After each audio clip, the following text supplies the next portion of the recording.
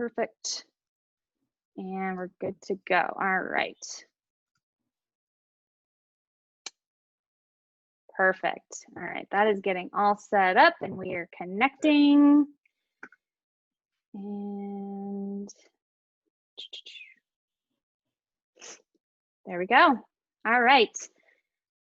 All right, welcome everybody to episode 4 of Flip It Red over here on the Closet on the Right. Today you are live with me, Lindsay DeMonica from the Closet on the Right, and we have a very special guest joining us today. We have Kevin Cookingham. He is trying to flip a seat red in California because Lord knows we need to flip as many seats red there as possible. Kevin, welcome to the show. How are you today? I'm doing great. We're just having a pretty warm weather here. I guess not as warm as you, but we're at 111 here in the Central Valley. And I was out barbecuing for my son's birthday, and so pretty warm out here. Yeah, it sounds like it. And I know you guys are having some fires out there, so that's definitely not a good thing to be experiencing right now. So I'm so grateful that you're joining us today because obviously California is a very blue state and most of these districts are very blue. So tell all of our followers and our listeners a little bit about yourself.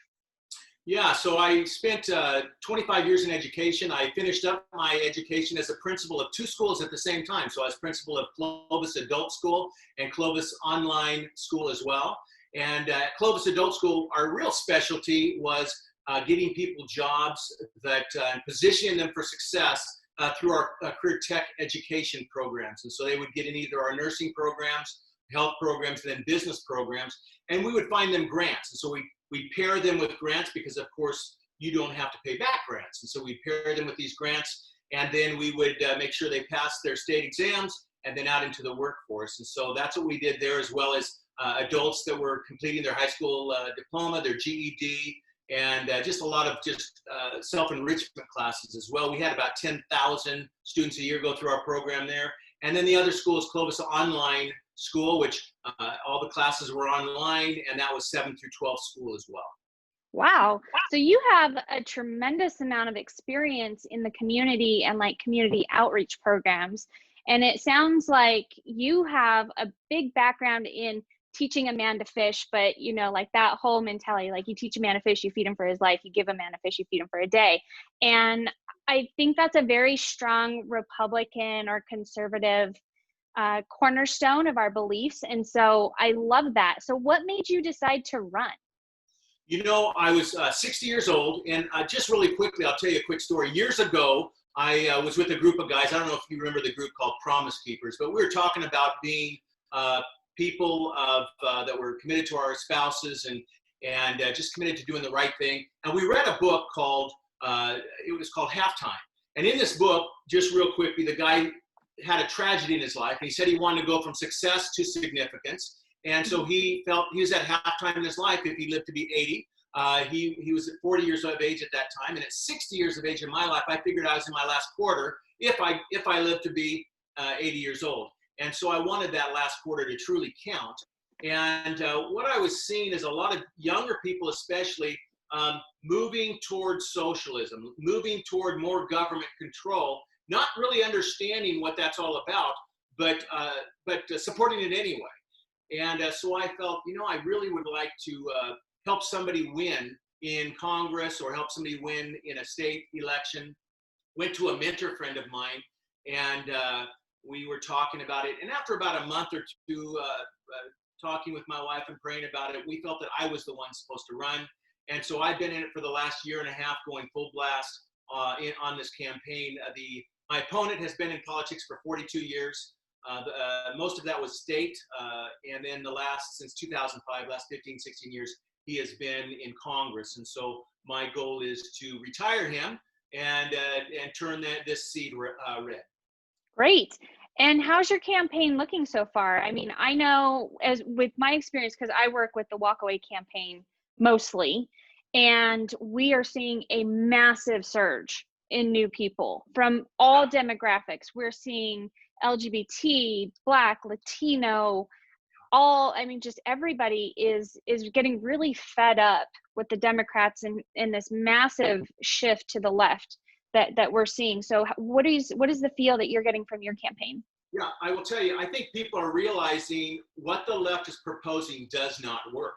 We see that in our cities. We see cities burning. We see crime skyrocketing in our cities. We see more and more shootings, more and more deaths happening in those cities, because the more shootings, of course, the more people that die. And we're seeing over 1,000 officers that have been injured since this began. And I believe we're up to 18 that have been murdered. And so I think people are looking at that going, this isn't working, and it's certainly not working on the state level as well as on the national level. And so people are fed up. I've been on a number of different times where we've gone out on I don't know if you know that in California you have a Recall Newsom petition going, and probably a third of the people signing that petition are Democrats. They just are saying they've had it with this control. Right. Yeah, we have a similar campaign going here called Recall Sisolak, because our governor is your governor's little lapdog. And every time Gavin Newsom decides to make some sort of executive order or mandate, our governor is just trotting right along him like a happy little puppy. So I know exactly what you're experiencing out there.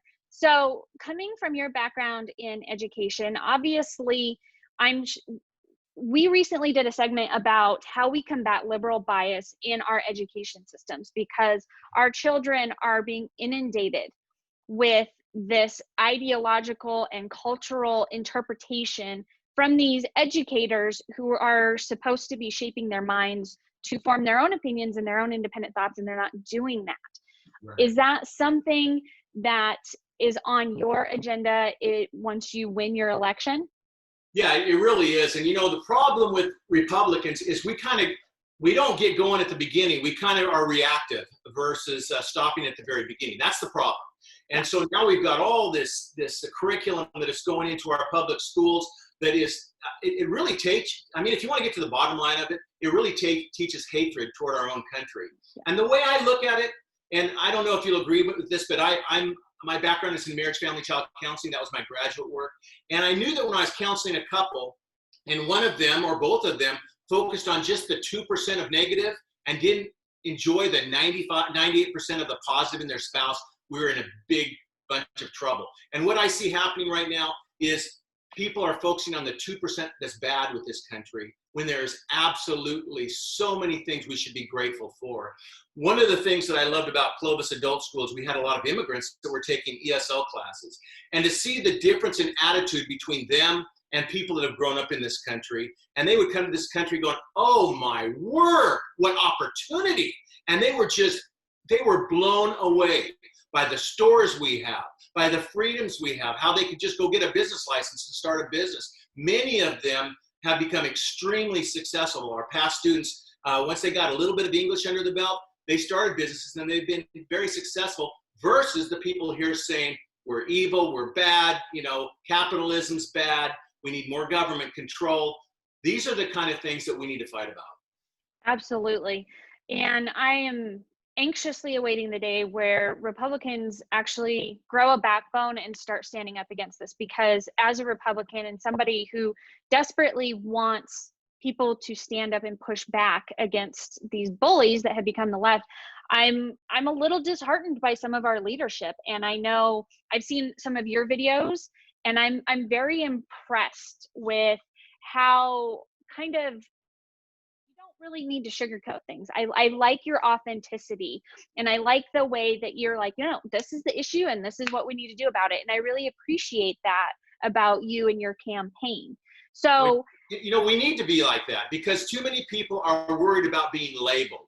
Oh, if you disagree with them, you're a racist, or you're a hater, or you're phobic, or whatever it may be. And the fact of the matter is, we've got to have people, like you said, I love the word you used, some backbone. And I heard somebody talk about President Trump one time, said, well, he's a bully. Well, it's about time we get somebody in the White House that has a backbone, that's standing up to our enemies and saying, we're not going to take anymore. We're not going to allow China to keep stealing all the intellectual property that we have. We're not going to even our allies were taking advantage of us and not paying the money they were supposed to be paying for their own defense. And President Trump finally said, pay up, guys. And that's saving the taxpayers $100 billion a year, just because he finally said, hey, we're tired of picking up the tab every year. Do what you're supposed to do and take on responsibility. Absolutely. I agree with that 100%. And I'm just astounded at how the Democrats so successfully are able to shift the goalpost all the time. I feel Yeah. like the Republican rule book is written in a Sharpie permanent marker, and the Democrats are over here with a dry erase board, just kind of like doing whatever they want, and changing their rules and like a la carte, and it drives me insane. So I'm very excited to be talking to a Republican that recognizes that and also wants to go to Washington DC and be like, enough is enough. So Absolutely.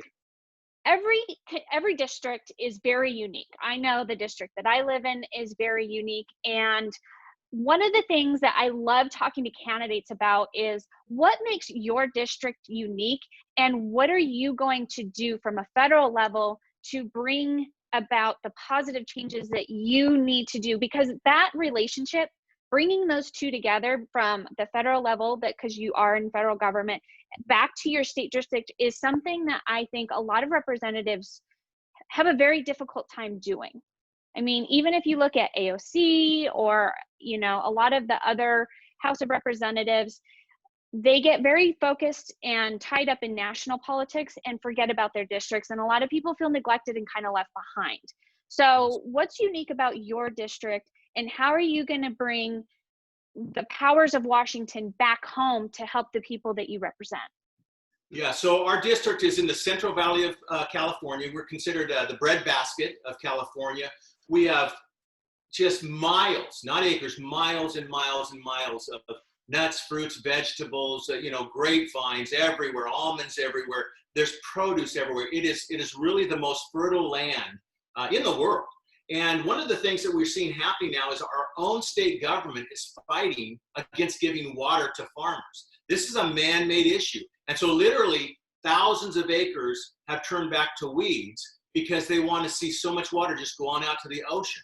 And they want to see this land return to its original state of weeds, which is absolutely nuts. And I think, we don't want to be bringing in our fruit and our produce from China. We don't want to be bringing it in from other countries. Let's produce it here, where there's a domino effect of who that helps, whether it's the workers or the transport people or the people that develop the weed control or the drip lines. It's a whole domino effect of all the people that this helps. And so the water issue is a big issue. And by the way, President Trump has come here 3 times to try to work with water issues and try to get federal help for water in this valley. I will tell you this, it's a very poor area. Before the pandemic hit, across the nation, we were at 3.5% unemployment. And yet this valley was at 16.9% unemployment. And so crazy. We have 58% of our people here are Hispanic background, and 82% of them are Catholic background. And a lot of them are seeing that the leadership on the Democrat Party, many of them are Democrats, are not representing their values. And so we're seeing a lot of these people coming on over to our side now, because as one person said to me that's a Democrat that's working for me many, many hours, she said, the Democrat leadership left my values. And so now she's working with us. And so we're seeing that across the board. But your question was really, how do we get the federal government to kind of play a role in the state government and what's happening in our area? So first of all, here's one other thing that Republicans don't do. They don't help each other. So one of the things I'd have to do if we're going to help California is help get people elected into the California Assembly, the California Senate, the governor position, all the way down to mayors, county supervisors, school board members, whatever it may be. We need to play an active role in getting good people, conservative people elected, because right now in Sacramento, they've got all kinds of crazy things coming forward that are going to continue to skyrocket the departure out of California. And when you lose this many people, not only are you losing good people, you're also losing a good tax base of people. And I'm telling you, if people think that are retired now, that are on California retirement, state retirement, that's going to be there for the rest of their lives, California is destroying the goose that laid the golden egg. And so businesses are fleeing this country. People are fleeing our big cities. I just saw a graph today, and it was straight up in the air about how many people are leaving San Francisco, how many people are moving out into the suburbs and leaving these areas because, one, they're too expensive. Two, they're tired of seeing feces and needles everywhere. Three, there's too much regulation, and there's too much crime everywhere. They've had it. And these are all being run by far left Democrat leaders. Absolutely. Yeah. I know that a lot of even high profile people are leaving the state of California. Joe Rogan recently left for Texas. Elon Musk is moving his manufacturing plant down to Texas. And that is significant when you have, I mean, all of these very wealthy people who are picking up their residence and moving to places like Montana and Tennessee and Texas and Idaho and all these other places, that should really tell you something, because there is no law and order in California, and it is on life support right now. It really is. How do you, as somebody who is running in this state, how do you save it from itself? Because a lot of these voters that actually probably would vote for you if they could stick around to vote for you, and everybody who's left is a lot of these either like homeless population or these far left Democrats who think that absolutely nothing is wrong and that they need more of the same to fix the problems that they already created. Yeah, the sad thing is, one of the best things I learned in education is if I messed up, just say I messed up. I used to do discipline. I remember I called a parenting one time. I said, I think I messed up on your kid's discipline. I made a big mistake. He's not suspended anymore. And she was like in shock that I admitted I was wrong. And if our leaders would just admit, you're screwing up, you're destroying the state, and they say, you know what, we tried this, it didn't work, let's go in a different direction. But they don't do that. So a big part of this is educating people. For instance, I'll bet hardly anyone in California knows that 1% of the taxpayers in California pay almost 50% of all the state taxes in California. So when we start losing these people, you know how they keep saying they need to pay their fair share? Trust me, and believe me, I'm not even close to being in that category, but these people are paying their fair share. And we lose a few more of those, we're talking about the collapse of this economy in California. When you see the people that I talked about before that are homeless and defecating everywhere, and the crime rise, and now there's no bail anymore. I don't know if you knew that about California. If somebody gets in trouble, they get right back out again. And so that's another issue in California. And then here's the other thing, Prop 47. I don't know if you heard about Prop 47, but they called it the Safe Neighborhoods and Schools Act. And so people just read the heading, Safe School Neighborhoods and Schools. Oh, yes. Well, yes meant that they reduced many, many felonies down to misdemeanors. So you can't do anything with these people anymore. They know, in fact, they mock law enforcement. They say, you can't do anything. I'm going to be out before you finish the paperwork. And so it's destroying this state. So getting back to your question, what am I going to do about it? The first thing we got to do is educate people, because if they're not educated about what's going on, they're not going to vote for the right people when they vote. And so educate, vote, elect the right people. That's the only way we can change California around. It's got to be that way. And, because there's only so much the federal government can do, Absolutely. No, I agree with you 100%. And I know that you guys are having a lot of issues with the BLM groups, the Antifa groups, and a lot of protesting and rioting and looting, and even in these really high upscale areas. And what frustrates me is that I can walk outside right now and possibly get arrested and fined if I'm not wearing a mask, or if I engage in some type of protest where there's more than 8 people involved. And these people can go and literally break down windows and light buildings on fire, and they're not being prosecuted. They're not being held accountable for their actions. Like, again, there are 2 completely different sets of rules. And so for me, as a law-abiding citizen who wants to see this country flourish and thrive, and I want this country to still be intact for my own children, how do we fight against this when we have all these liberal prosecutors and DAs who refuse to do anything about it? Yeah, it drives me insane. And here's the thing, let me just make a point here.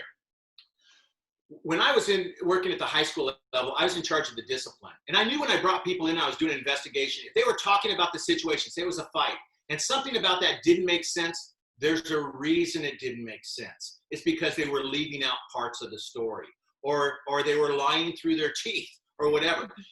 It doesn't make sense the way they're carrying out things across this nation in regards to COVID.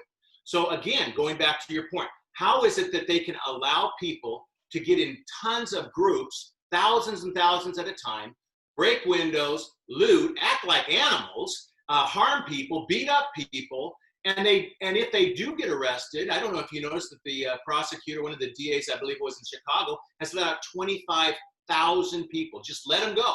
So what does that say in the future? Number one, there's no consequences for what they've done. And then coming back to California here, just what you were talking about, how is it that they can do these things? And Governor Newsom gives his blessing on this.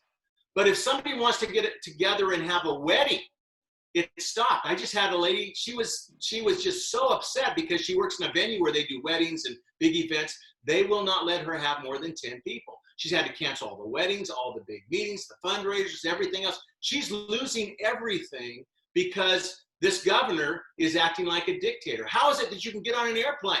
I hate being on airplanes because you're squished in like sardines, and I've got big shoulders.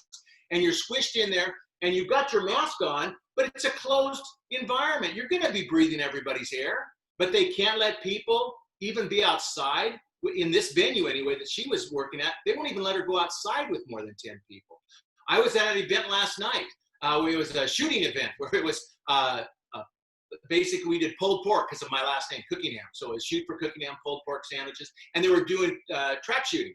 And we had to tell the people that, you know, we can't tell you where to sit, but you've got to socially distance once you get your sandwich and all that sort of thing. We had to give them all the rules from the health department, but they don't apply, like you said, to others. So that's the frustrating thing. There's not continuity. There's not consistency across the board. He is picking winners and he's picking losers, and they both have different criteria for how they're to live. Absolutely. No, it's crazy because, I mean, we see thousands of these people marching up and down the streets, and maybe some are wearing masks, some of them aren't. But if you have a barbecue, he's going to shut off your power. He's going to shut off your water. He's going to shut off your utilities. He's going to revoke your business license and throw you in jail. And yet, then he sits here wondering why there's such a massive homeless problem and people are leaving the state. The only business that is doing well in California right now is U-Haul. Yeah. You probably seen the picture that has Governor Newsom in the picture, and underneath it says U-Haul Employee of the Month, Governor Newsom, because so many people are leaving. I've probably had 10 friends, or probably more than that, maybe 20, that have already left the state. They've already gone to Idaho. They've already gone to Texas. They've gone to Tennessee, and they've gone to Florida. Those are the main places that the people that I know have gone to. I had a friend just the other day. In fact, they're moving in another 6 weeks. They bought a place in Florida. He said, Kevin, paying our car tax in California, $600 a year. They call it a fee. It's a tax. $600 a year. Went to Florida, $60 a year. So it's 1/10 what it was here. And so they see their wages going up. They see their expendable income that has been going to so many fees, assessments, and taxes in California, not happening in other states. And they want to move. They want out. Yeah. Well, I mean, here in Nevada, we're experiencing something similar. I mean, a lot of people have come here from California because we have no state income tax, and the cost of living is more reasonable than out there in California, but it's still close enough to California that you can get there very easily. And our governor has put us in such a financial stranglehold by keeping all of our casinos closed when almost 60% of our population is employed in the service industry. Yeah. And you know, the kids can't go back to school, you can't go back to work, you can't do this, you can't do that. And now sorry.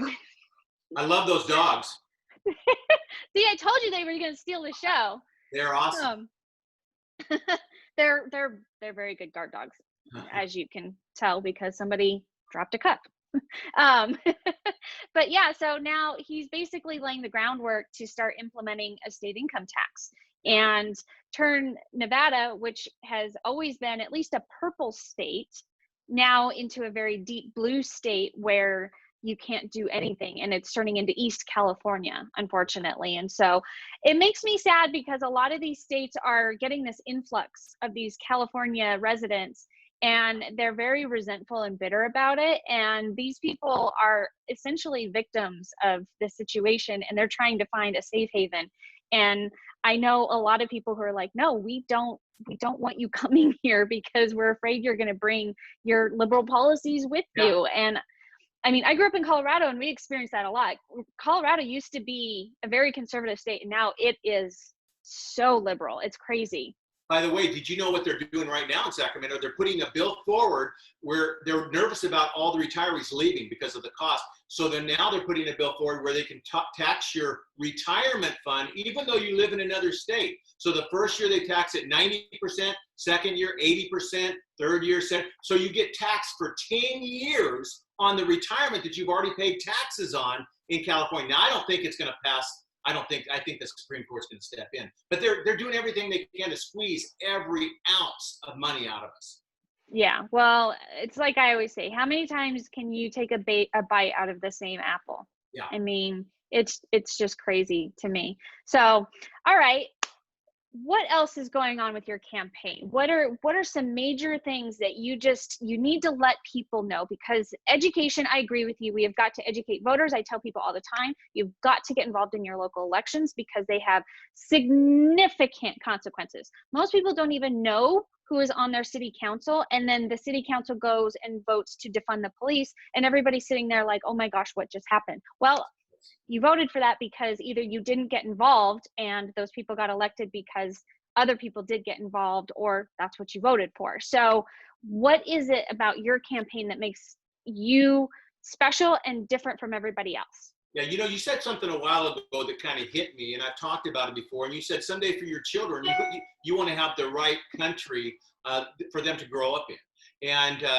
that's a little paraphrase of what you said, but I would just tell you this. We got to have enough passion and enough backbone, like you mentioned before, to where we're protecting our children and our children's children someday. I have grandchildren. I have children that are adult children in California. And you know what? I believe there will come a time where our children will say, hey, what did you do about fighting the socialism and the unlawfulness of 2020? What did you do to fight this? And we need to be people that are going to say, we can't just talk about it. We have to act on it. I told a story the other day. When I was younger, we used to go down the ditch. I don't know if you have ditches there in your state, but we would float down on inner tubes, and we had a dog named Bruiser, and he would float down with us. So we made a box on an inner tube, and he'd float down on this box in this inner tube. When we get out, he'd follow us home.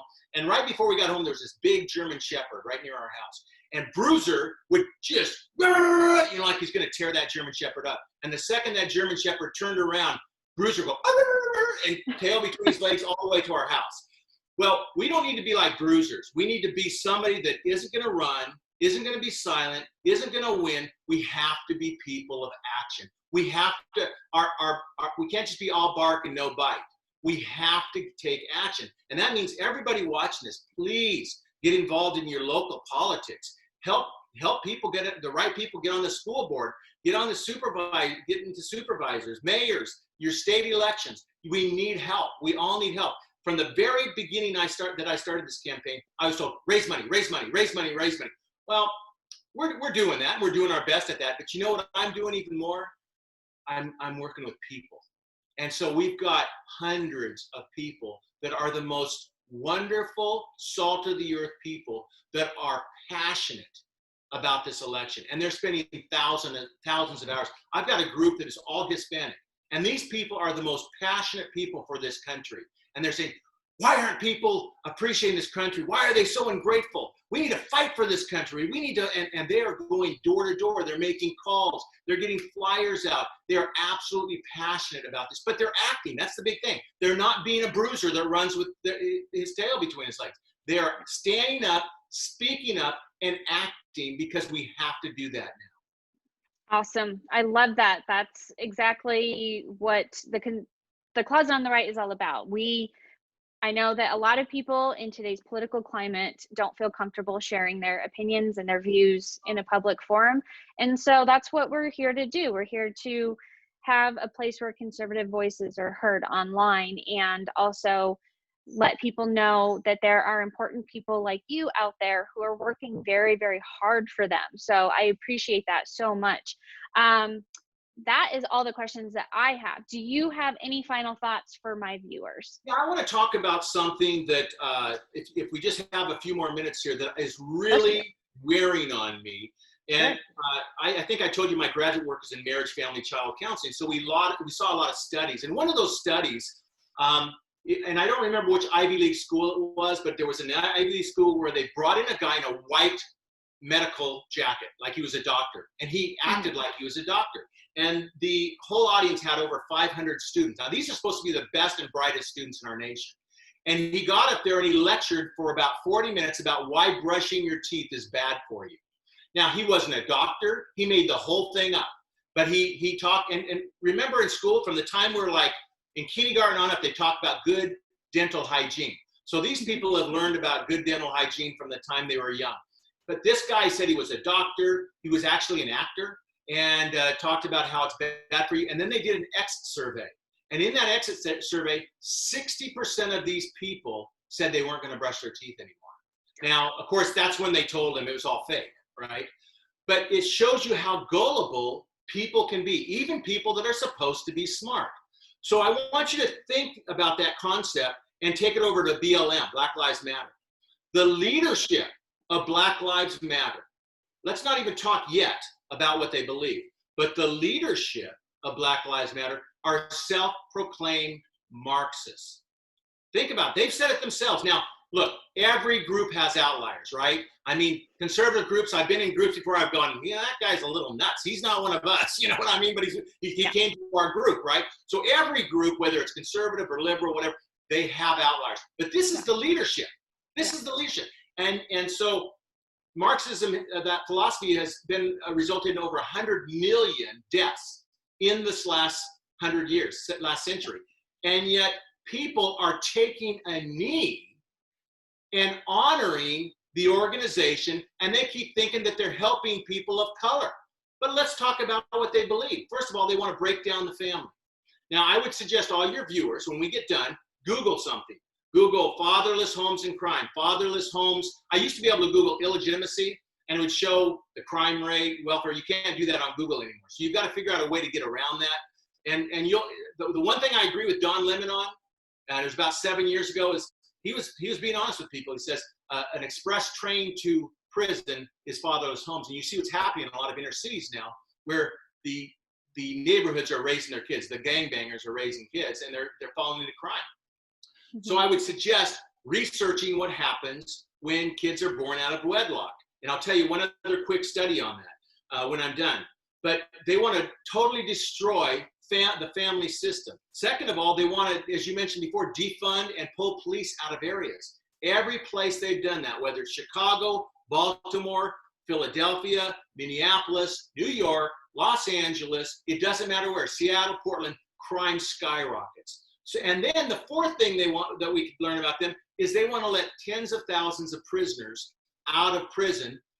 And guess where they're going to go? They're going to go into these communities and just wreak havoc because they pulled the police out or reduce their effectiveness tremendously. And so the very organization that is supposed to be helping Black lives will destroy Black lives. Before Giuliani took over New York, there were 22 to 2,400 murders a year. Think about that. 22 to 2,400 murders a year. Most of those were Black young men. When he took over and gave more power to the police and started supporting our police, it went down to 200 a year. That's 2,000 lives saved every year. That's one big city. Think about the entire US. So what Black Lives is promoting will literally result in the deaths of tens of thousands of people of color. And so people think they're all, you know, the new term now is virtue signaling. And I had friends, they put their little black square on Instagram. Well, who did that help? You tell me who that helped. It helped nobody. You want to help people? Help organizations that are going in those communities and cleaning up the communities and educating students and doing those kinds of things. The last group you want to give to is Black Lives Matter. So that's just one thing. It just amazes me, if we take it back to that story I told you about with the dental story, how many people are falling for a lie. and giving their money to something that will literally harm the very people they think they're helping. So that's something very important to remember. Well, and something that I always ask people who are in support of Black Lives Matter, I say, okay, I support the concept that Black Lives Matter because they do, and we have never said that they don't. So I just, I always tell them, like, I personally am a big supporter of Black unborn lives. I would love to see that become a priority for anybody in that community. And rather than addressing the cultural issue that leads to a high crime rate, they just want to decriminalize everything and make that okay. And that's the solution, is to be like, well, this isn't a crime anymore, so now the crime rate goes down because it's not illegal. And that is something that is actually going to lead to more violence, because people are going to start defending themselves. They are going to start taking measures into their own hands, which is scary. That's a very scary thought. And we're already seeing it to some degree. But then I also ask them, please show me one child, one person, one impoverished or disadvantaged Black community member that Black Lives Matter has helped. They've sent to college. They've provided sustainable living. They have offered opportunity to them in the way of education or job or healthcare or any of these things that they demand that we all give up our rights and our property to provide for them, but they're not doing it within their own communities. And they usually don't have an answer for that. So, because they haven't. Although I did see that Antifa and Black Lives Matter did burn down a low-income housing development in Minneapolis that was being built. Oh, that one had children in it. Yeah. And then you saw the Ronald McDonald House, where the Antifa and others were breaking into the Ronald McDonald, scaring 30 families with their children that were huddled up in the back. So this is the kind of stuff we have to stop. And I'm hoping and praying that your audience will do the research behind all this. Don't listen to me. Don't listen to you. Do the research and see what really works. See what countries are thriving, and see what we've done all around the world. When something happens around the world, whether it's in Indonesia or Haiti or whatever, the first country there to help these countries is the United States of America. And capitalism has raised millions and billions, actually, of people out of poverty. We are doing great things. We're not perfect. We want to always improve. All our police aren't perfect. Every group has a few bad, right? There's a few bad teachers. There's a few bad police. There's a few bad doctors. But I'll tell you something, we're picking pretty good. We just got to keep working on some of those small things that we need to deal with and get better.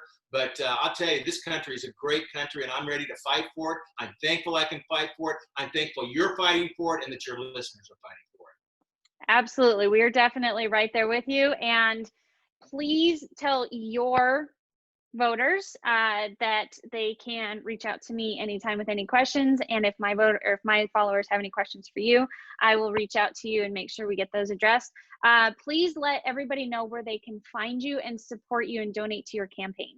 That'd be wonderful. My website is Cookingham, and that's not Cunningham, it's Cookingham, just like your Cookingham. Cookingham for FORCongress.com. That's my website. They can go there. They can read through a lot of the things that we're fighting for.